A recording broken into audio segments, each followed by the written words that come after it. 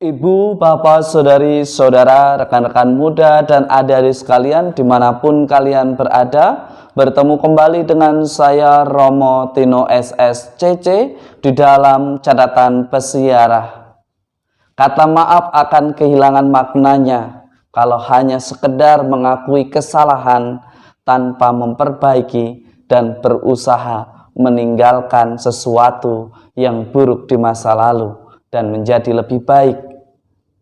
Dan sibuk pelayanan menjadi kehilangan makna ketika kita selalu cemburu dan iri karena kita memiliki kesempatan yang berbeda dari sesama kita. Sebelum kita mendengarkan permenungan dari catatan pesiarah, marilah kita membuat tanda kemenangan Kristus. Dalam nama Bapa dan Putera dan Roh Kudus. Amin. Allah Bapa yang Maha Rahim, Engkau selalu memberi kami kesempatan untuk memperbaiki diri. Doronglah kami untuk melakukan pertobatan dan mewujudkannya secara nyata dalam amal kasih kepada sesama di dalam persiaran hidup kami. Demi Kristus Tuhan dan pengantara kami. Amin.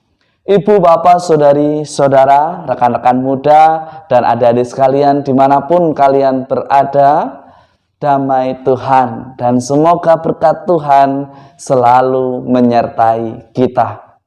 Di dalam bacaan pertama dari kitab Nabi Yunus, kita mendengarkan kisah perjalanan bangsa Niniwe yang karena perwataan, karena apa yang disampaikan oleh Yunus, mereka bertobat.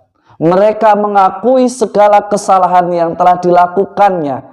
Bahkan sang raja turun dari tahtanya, mengakui kesalahannya, bertobat, berpuasa, dan berdoa memohon ampun kepada Tuhan dan bersyukur karena diberikan kesempatan untuk memperbaiki hidup bangsanya yang mereka pimpin. Di dalam perjalanan hidup kita, seringkali kita pun pernah membuat kesalahan dan seringkali kita meminta maaf. Tetapi ada yang berbeda dari bangsa Niniwe dan apa yang sering kita lakukan saat ini. Bangsa Niniwe benar-benar melakukan suatu pertobatan yang tidak hanya dalam ungkapan kata, tetapi diikuti dengan tindakan, dengan aksi nyata, meninggalkan perbuatan yang tidak baik di mata Tuhan dan berbalik kepada perbuatan yang berkenan di hadapan Tuhan.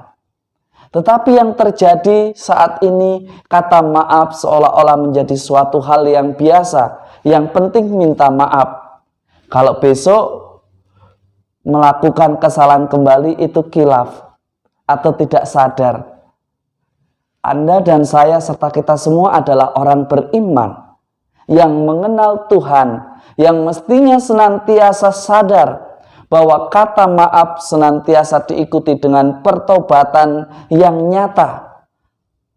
Terlihat dari mana? Terlihat dari aksi di mana kita meninggalkan perbuatan yang tidak baik kepada perbuatan yang baik dan berkenan di hadapan Tuhan. Jangan kita dengan mudah mengatakan maaf, tetapi besok mengulangi dengan alasan khilaf, atau tidak sadar, atau saya tidak menyadari kalau perbuatan ini adalah perbuatan yang salah, seolah-olah tidak tahu.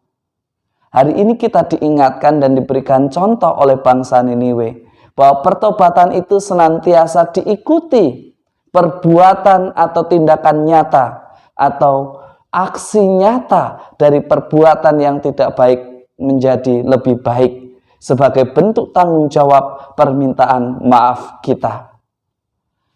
Permintaan maaf akan kehilangan maknanya ketika kita minta maaf dan mengulangi lagi dengan alasan besok bisa minta maaf lagi. Berarti kita tidak ada perkembangan, tidak ada proses di sana. Padahal iman itu harus bertumbuh dan berkembang, harus berbuah sebuah kebaikan. Lalu di dalam Injil hari ini sangat menarik untuk kita refleksikan. Kira-kira kita golongan yang mana? Apakah kita yang rajin berdoa ataukah kita yang aktif di dalam pelayanan?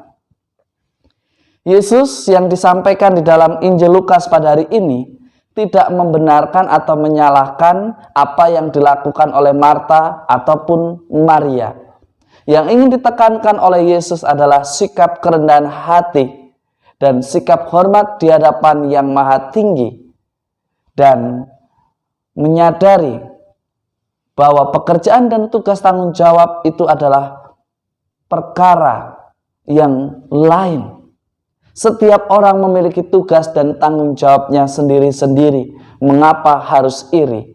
Itulah yang dikritik oleh Yesus kepada Marta, di mana perbuatannya yang sebenarnya adalah sederhana, tetapi dibuat begitu sibuk supaya mendapatkan sebuah perhatian.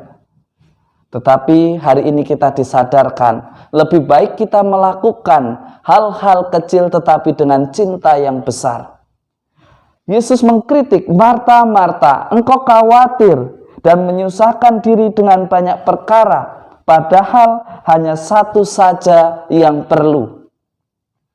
Karena ingin dipandang berjasa, karena ingin dipandang orang yang paling sibuk dan paling berperan, akhirnya seringkali kita menyibukkan diri dan lupa dengan siapa saja yang ada di sekitar kita. Bahkan kita lupa dengan sapaan Tuhan yang hadir menyapa kita.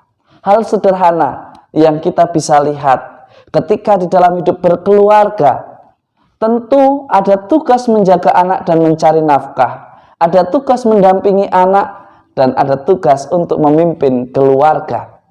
Entah itu suami, entah itu istri, entah itu anak, entah itu mereka yang sudah dianggap dewasa. Kalau kita memperhitungkan dan membanding-bandingkan yang ada apa, akhirnya kita merasa bahwa beban kitalah yang paling banyak. Yesus mengajari kita untuk senantiasa rendah hati, untuk ikhlas melakukan apa yang menjadi tugas dan tanggung jawab kita. Kita melakukan pekerjaan bukan untuk suatu pujian. Syukurilah, nikmatilah, maka kita tidak akan khawatir bahwa kesempatan kita akan diambil orang.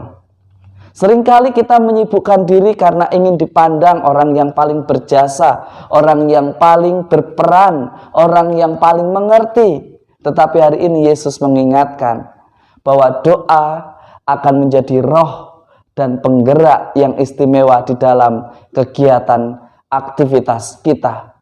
Tetapi pekerjaan yang tanpa doa akan kehilangan rohnya. Mari kita belajar untuk membangun keseimbangan antara kontemplatif dan aktif di dalam persiaran hidup kita. Ada saatnya kita berdoa, ada saatnya kita bekerja, ada saatnya tanggung jawab hanya kita yang melakukannya dan bukan orang lain. Mengapa kita harus iri dan khawatir jika kesempatan kita akan diambil? Tuhan sudah memberikan bagian kita masing-masing. Lakukanlah itu dengan penuh tanggung jawab sebagai bentuk kita akan komitmen iman kita kepadanya. Semoga berkat Tuhan senantiasa melindungi dan memberkati kita dalam nama Bapa dan Putera dan Roh Kudus. Amin.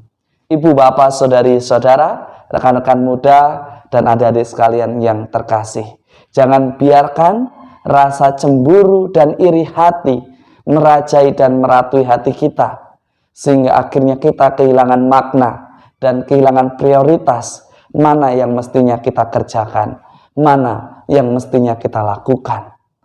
Dan jika itu menjadi beban yang berat dan kita merasa berat, bawalah di dalam doa. Sertakanlah Tuhan di dalam menyelesaikan perkara itu. Selamat beraktivitas, Tuhan memberkati. Amin.